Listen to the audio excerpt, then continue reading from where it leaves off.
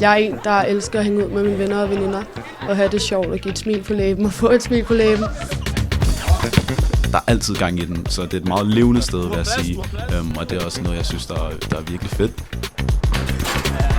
Jeg har fået rigtig gode venner på Vestgården. Jeg føler bare, at alle respekterer hinanden. Jeg synes, det er faktisk en virkelig god stemning. Jeg har altid været businessorienteret. Jeg synes, at økonomifag og økonomi er rigtig fedt og spændende. Altså det her med at bygge sin egen virksomhed er noget, som jeg selv gerne vil i fremtiden. Bioteknologi har virkelig sådan mit hjerte. Bare de mindste ting kan faktisk virkelig betyde rigtig meget for vores krop.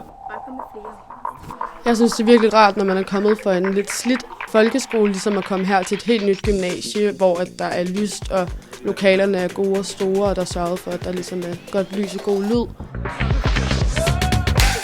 Vi siger bare hej til hinanden, også bare på tværs af studieretninger, og man lærer bare mange folk at kende, fordi der er den her stemning, som der er meget velkommen.